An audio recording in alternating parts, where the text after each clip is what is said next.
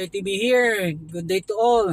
Ngayon punta po ako sa PhilHealth para ayusin yung aking MDR at kasi kailangan ng anak ko sa kanyang face to face. Kaya let's go, samahan niyo ako.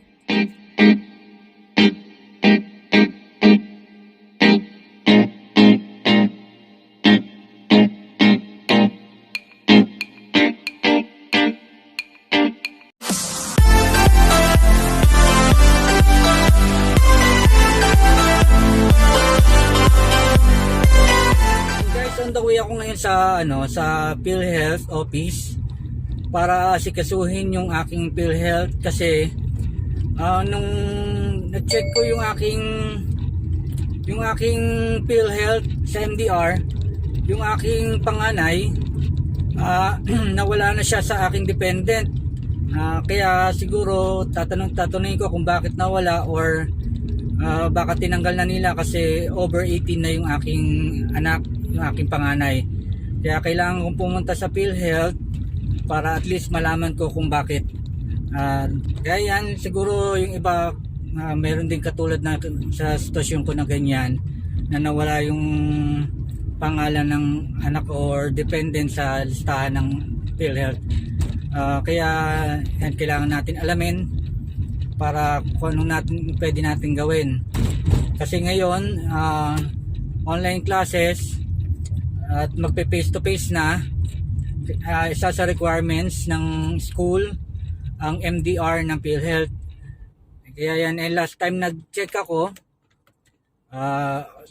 kahapon, nakita ko wala na sa listahan yung yung anak ko sa dependent.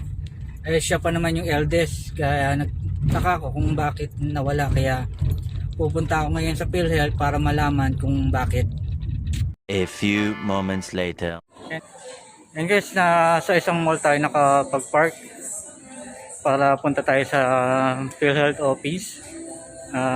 Yan, kasi yung PhilHealth office dito sa amin walang parking, kaya meron siyang katapat na mall.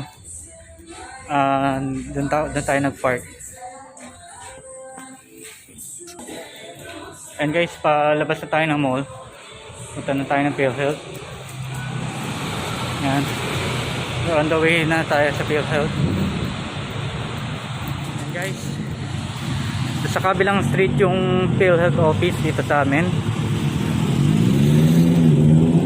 Kailangan natin muna maglakad para makapunta doon kasi yung walang available na parking para doon sa PhilHealth. Mahirap naman iwanan yung ating service para sa tabing kalsada. Kaya mas mabuti na i-park natin sa mall para mas safety. Ayan, tawid po tayo.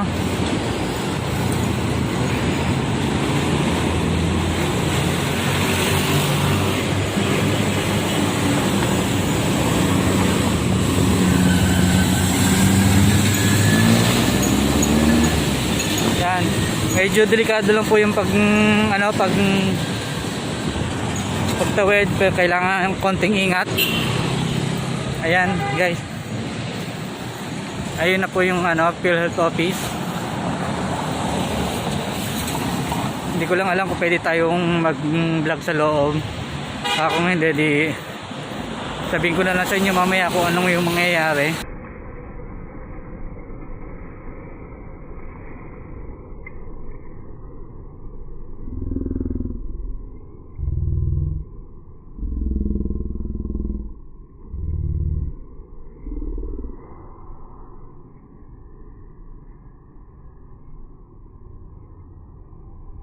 5 years later.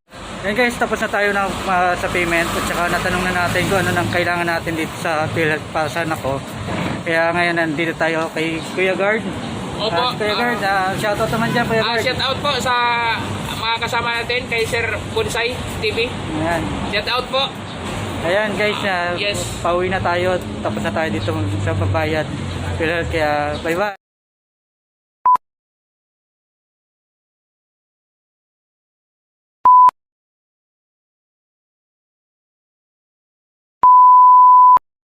A few moments later. Yan guys, nakabalik na tayo dito sa bahay.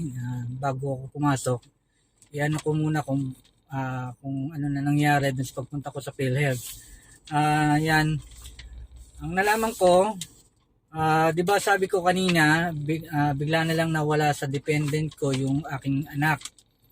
Ang ano pala, kapag ang anak mo o dependent mo ay over 18 years old na, automatic na nawawala na siya sa dependent mo sa PhilHealth. Automatic nawawala na siya sa listahan. Kaya ang dapat mangyari, kung meron kayong 18 years old above na anak, kailangan nyo na silang bigyan ng sariling form o mag-apply sila ng kanilang panibagong form ng bagong PhilHealth ID number para sa kanilang sarili. Kasi ngayon, sa mga college student, required na sa school ang MDR or PhilHealth. Kaya kailangan na ngayon para sa face-to-face class. Kaya yun ngayon, kaya nagpunta ako sa PhilHealth para asikasuhin to. Pero kailangan pala ang mismong anak ko yung pupunta sa PhilHealth.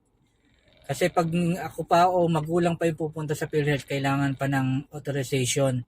Kaya mas maganda yung mismong anak mo yung pupunta sa PhilHealth, o kung gusto mo, samahan na lang para at least mas mag-guide mo sila kung anong dapat nilang gawin.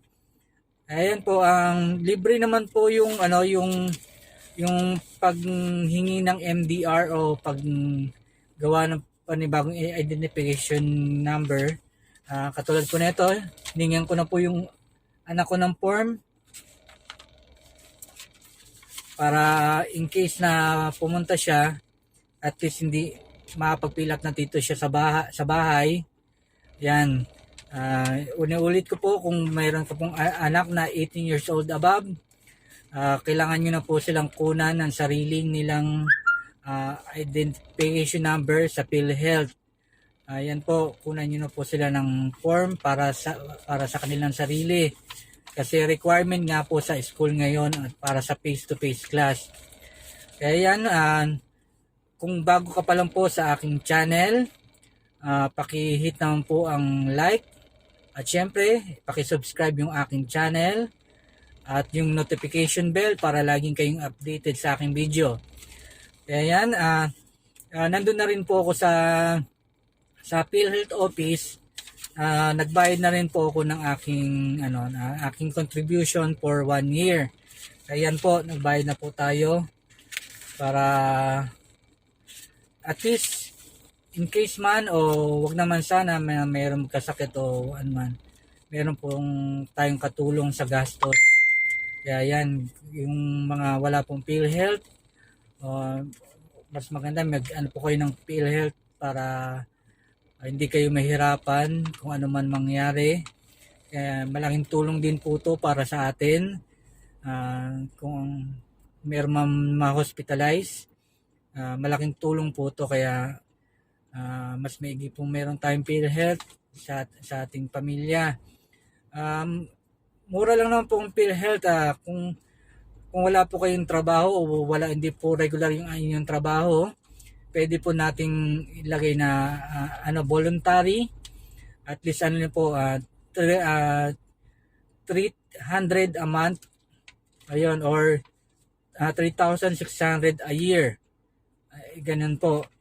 Kaya it's better na po na kunan natin ang PhilHealth, yung ating family, ating sarili, para sa ating pamilya. Kaya yan po, sana po nakatulong sa inyo yung aking video o aking pagpunta sa PhilHealth. Kaya po, hanggang dito na lang po ako. Maraming salamat po sa pagpanood nyo ng aking video. Bye bye po. Bye.